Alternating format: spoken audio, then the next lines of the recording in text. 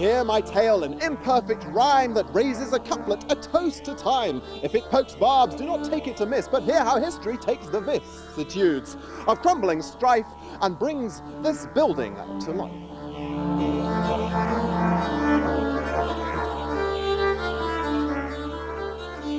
Compton Verney as a house is incredibly full of history. Lived in by the barons of Willoughby, lived in by the Verney family for generation after generation after generation, then by an industrialist, by a soap maker, then it was derelict, then it was used for filming, and now it has become the history of modern naive folk art.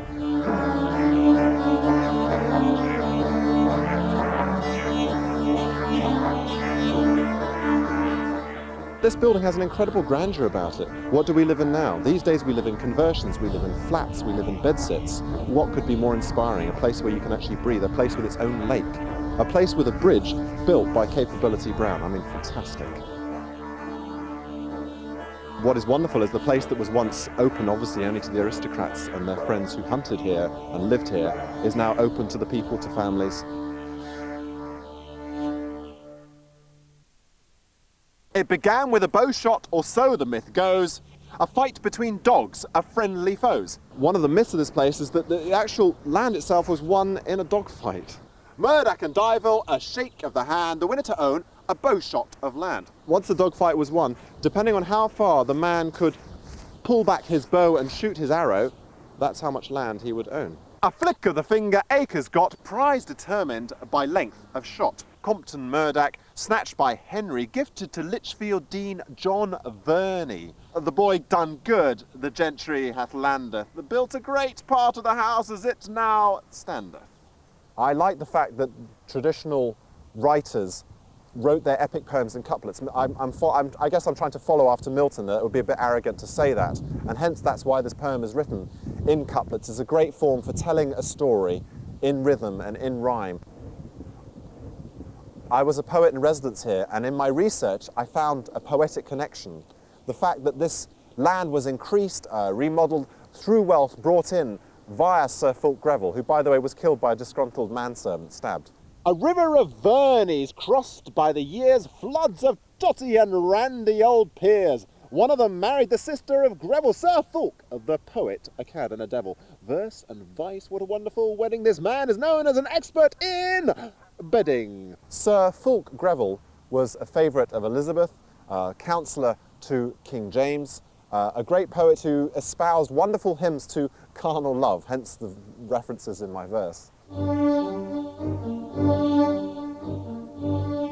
The house grew a royal architectural crown, landscape fashioned by capable Brown. Shake it, lake it, canal has gone, wowie zowie, the lawn is born.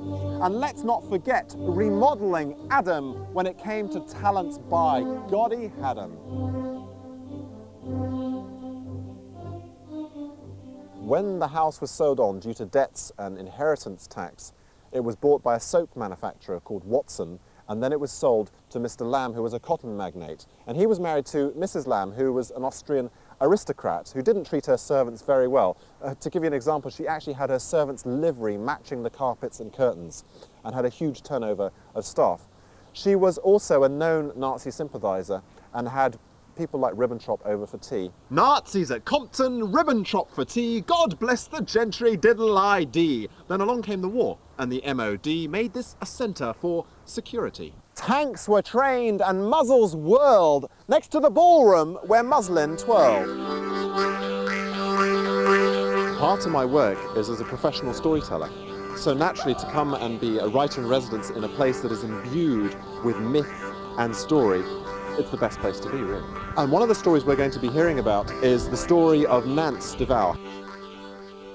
Harriet Ann de Vaux, or Nance as she was known to her friends, was 26 years old. She was the laundry maid here. She'd come from Wiltshire, where she'd met a young man of 19 called Walter Cousins. As Harriet danced the night away in the hall down a Warwickshire lane, her eyes met up with a likely lad, and Walter was his name. Harriet, tall and tattletale, gave him an apple-red smile, and Walter fell, he fell too far in the wink of an eye to a while.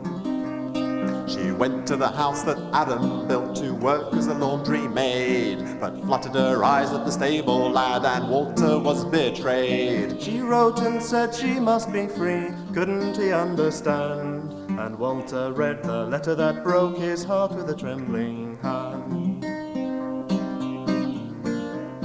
An autumn dusk on a lonely bridge built by capable Brown, my lady and the boy met up and his heart began to drown. He came at her with his razor raised and dragged her to the forest floor. The wind complained, the clouds were pained as the girl began to roar. They argued for his torn up heart and said he was too young. The judge averred the crime that occurred meant that he should be hung, and Walter's body swung. In fact, the story of Harriet Ann de Vaux doesn't finish there with the end of her life. Because during the Second World War, members of the armed forces were billeted here in the servants' quarters, and there were many nights when they heard the footsteps of the lonesome laundry maid.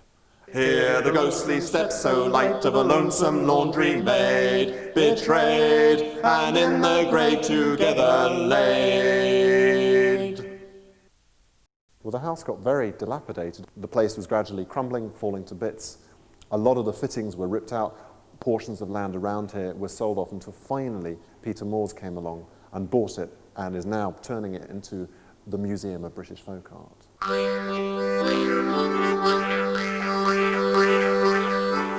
And the irony of upper crust's den become the home of art of working men. Those who toiled while society chatters, tailors, publicans, potters and rutters. Verneys have taken a spectacular fall from grace to portrait hung on a wall. And rooms reserved for nobility are now preserved for family. I love the fact that there were itinerant painters who went round and offered to paint people's animals, their prize animals, their bulls. And that's why you see these wonderful old pictures of these bulls that have enormous proportions, because naturally they wish to flatter the owner of the bull.